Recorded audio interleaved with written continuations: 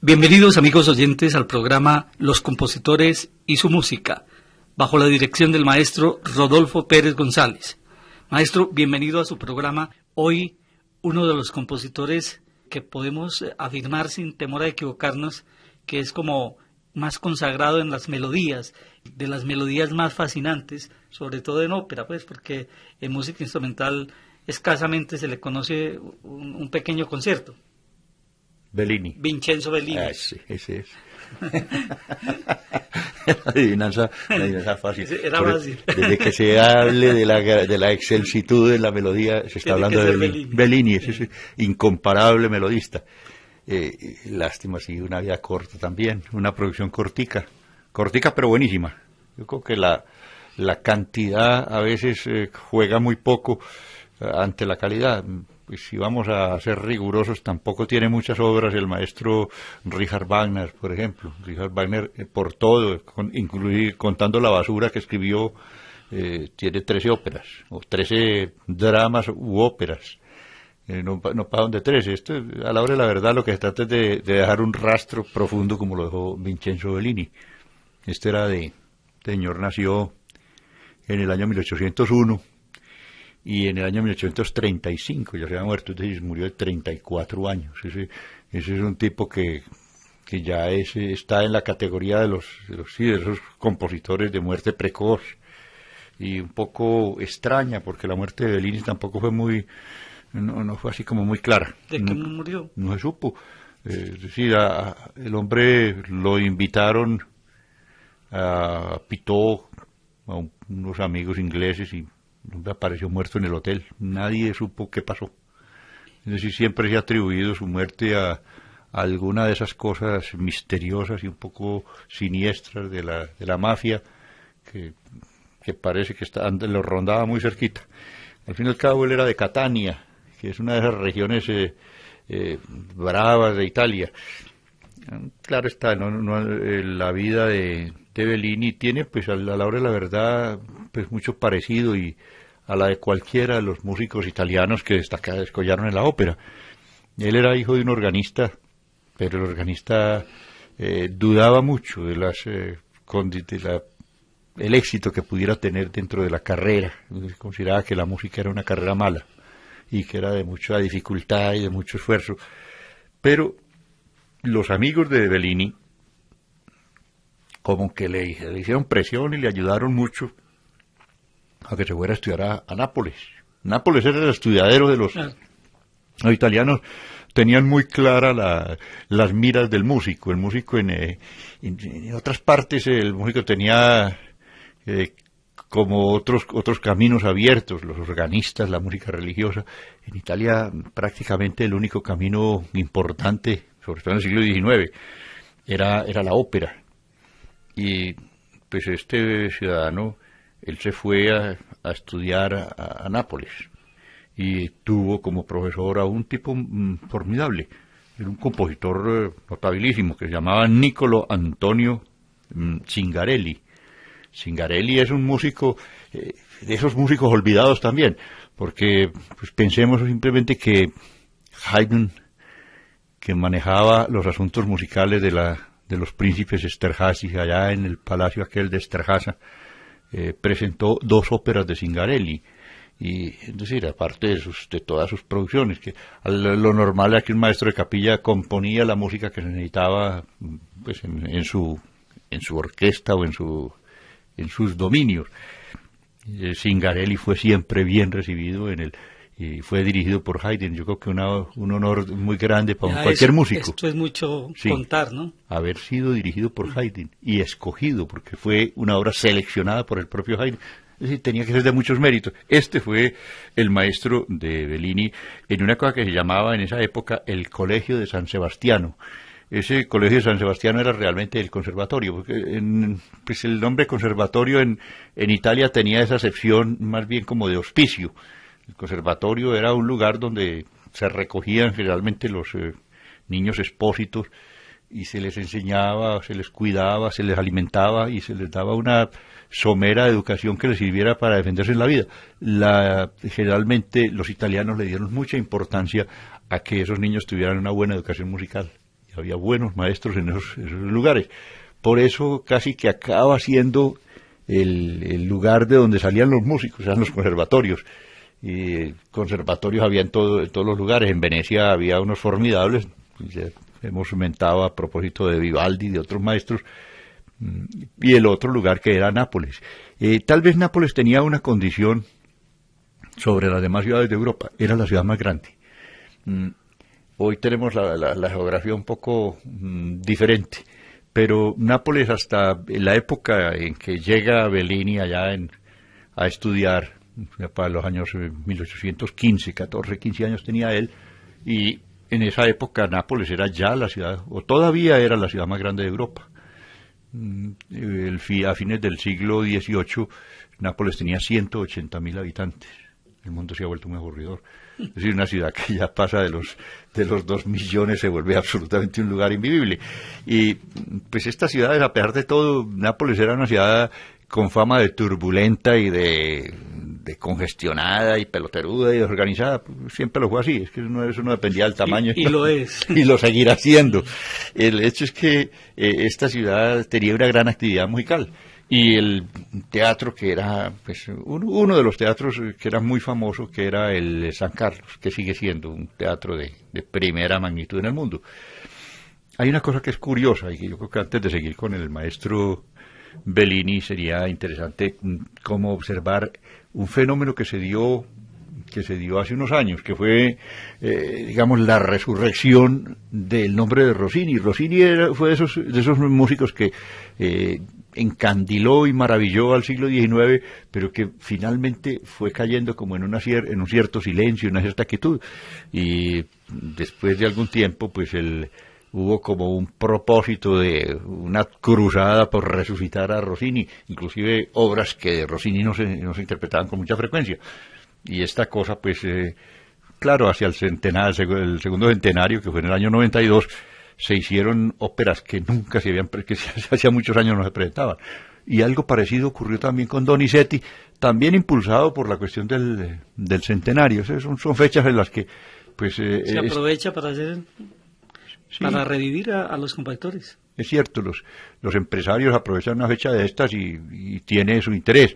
A Donizetti también lo resucitaron en el año 97 por ser el segundo centenario del nacimiento. El caso es que a Bellini no le ha tocado eso, pero tampoco le ha tocado el eclipse que les tocó a los otros dos, porque Bellini, bueno, en este momento sí está en una consideración más bien de olvido. Yo creo que ha habido un poco de distancia con Bellini, ya no se le mira mucho, pero si nosotros miramos lo que pasaba con los contemporáneos de gusto muy difícil de contentar, entre ellos, por ejemplo, el maestro Ricardo Wagner. Wagner no era persona que... era muy arbitrario, pues Wagner era un tipo que no sabía con qué resultaba, pero Wagner, por ejemplo, que censuraba y despotricaba de Rossini y de Donizetti, los consideraba un par de imbéciles. Y él, sin embargo, él opinaba que Bellini era muy superior a ellos dos. Son de esas cosas aburridoras de las comparaciones, y que en el arte son tan supremamente estúpidas. Uno puede decir que cualquier cosa, puede decir que era un gran compositor Bellini, pero eso no quiere decir que fuera mejor que Donizetti, cada o mejor. Uno tiene su sitial. No, tiene su lugar y tiene su condición que es única. Yo creo que la gracia de Rossini, la espontaneidad de Donizetti, la intensidad de la melodía de Bellini son tres momentos únicos en la historia de la música. Pues esto no se puede echar a un lado. Otro de los grandes admiradores de Bellini fue el maestro Héctor Berlioz. Berlioz era muy difícil de contentar, él era crítico, y el hecho de volverse crítico pues quiere decir que tiene que desayunar con ácido cítrico o con veneno todos los días, pero el elogio que hace Berlioz del final del segundo acto de la ópera Capuletos y Montescos es verdaderamente sensacional. Dice que eso es una cosa de esas única, que es un momento de inspiración feliz que no es fácilmente conseguible. Y esta obra, sin embargo, pues permanece como esas obras que algunos aficionados, los bellinianos son una, digamos, un partido especial dentro de los operáticos. En la ópera abunda el fanatismo. Los que admiramos la ópera tenemos para unos recintos secretos en el alma de músicos a los que nos encanta. Y los bellinianos son unos que son absolutamente devotos y tienen estas cosas como verdaderas joyas, y lo son. Pero el reconocimiento de Héctor Berlioz de ese final del segundo acto de los Capuletos Montescos, pues ya eso es una carta de reconocimiento de que es una obra de mucho valor, mirado desde lugares muy distintos. Y otro concepto, que sería el tercero, de un personaje que admiró, imitó y siempre se interesó por la música de Bellini, que fue el maestro Federico Chopin. Federico Chopin era un admirador así, pero irrestricto de Bellini. Es en la época también, bueno, en realidad Bellini murió antes de la madurez de Chopin, pero de todas maneras fue una música que estaba muy viva en el ambiente, sobre todo en el ambiente francés, donde se hacían muchas cosas. Era tal vez donde había más oferta de cosas raras. París se jactaba de ser el lugar donde se encontraba todo, y entre todo ese basurero ahí había cosas que eran de muchos quilates, como eran las óperas de Bellini.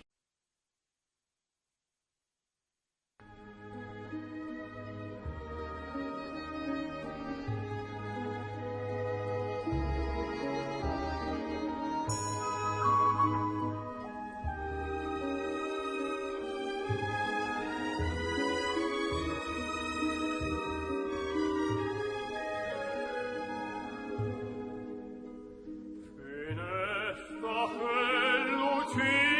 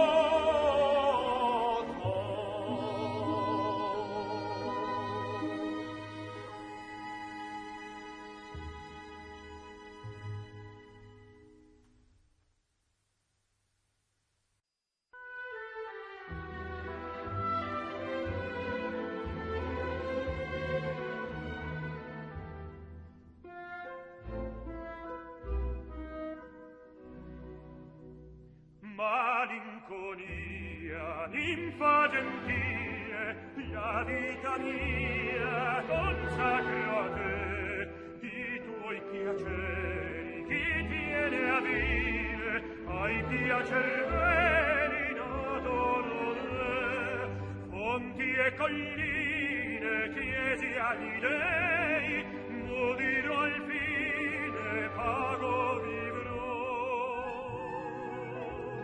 Ne mai quel fonte codesir miei, ne mai quel monte trapasserò,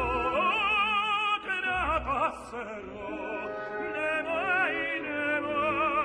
codesir miei, trapasserò, ne mai trapasserò, ne mai trapasserò, no,